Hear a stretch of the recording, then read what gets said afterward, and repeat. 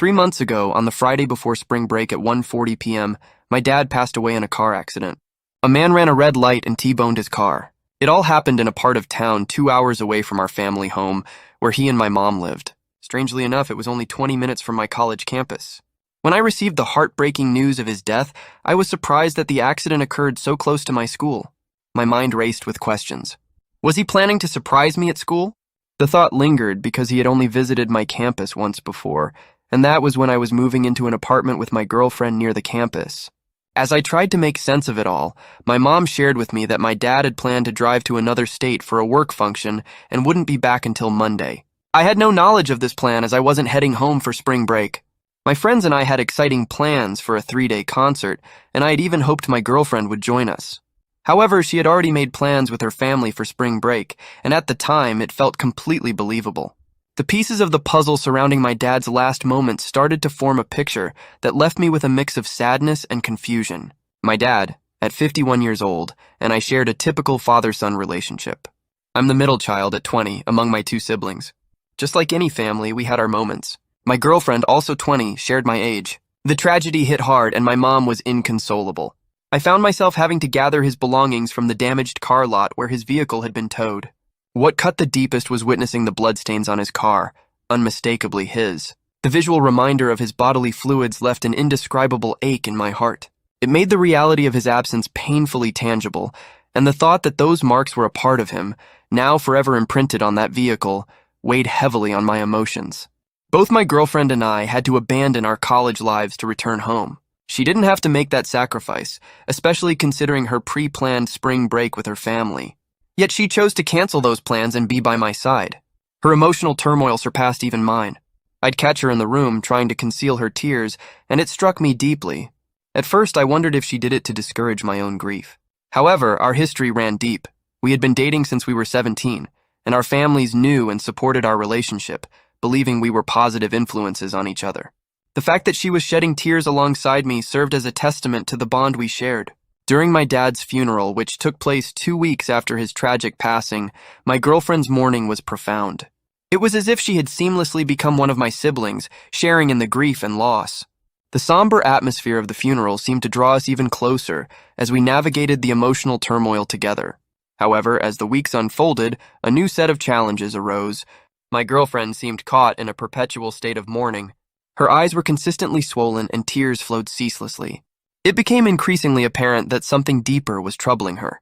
The lines of communication between us faltered, and she withdrew into her own world. To compound matters, she began talking to a therapist, a decision that baffled me.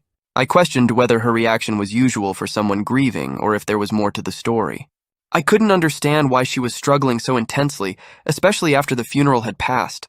In my attempt to seek advice and understanding, I posted about the situation on a forum. Unfortunately, the responses were not what I expected. People turned on me, suggesting that I should be more supportive, considering the emotional stress that losing someone can bring. While I understood the importance of support, it left me feeling isolated and confused. I pondered on the comments from the forum, grappling with the realization that my girlfriend, despite being 20 years old, had never experienced the death of a loved one before. This was her first encounter with such a profound loss, and the weight of it was taking a toll on her in ways I hadn't anticipated. This continued for a month after the funeral. Every time I saw her, it seemed like she was on the verge of tears, and my response was simply to hold her in an attempt to provide comfort. Then, one day, she expressed a desire to share something with me. I felt a sense of relief, thinking that she was finally ready to open up, especially since she had been speaking with a therapist. I hoped that this conversation would mark a turning point where we could support each other through the difficult times. However, she prefaced her revelation with a plea for forgiveness, assuring me not to be angry. My anxiety heightened as she began to cry before actually revealing what was on her mind.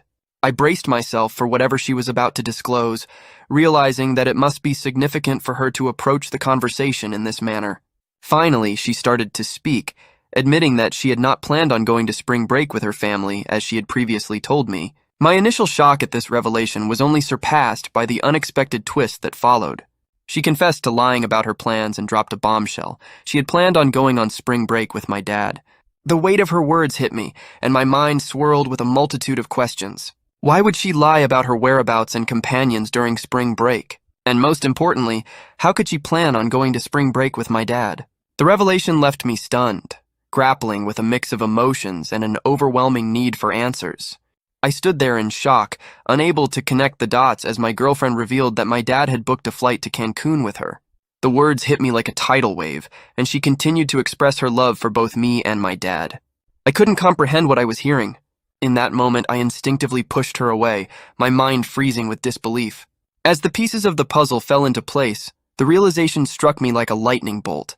The reason my dad had been 2 hours away from home, supposedly on a work function, was to pick up my girlfriend to drive to the airport for their clandestine spring break together. My mom had been deceived with a different story, believing he would be back on Monday. The shock and betrayal overwhelmed me.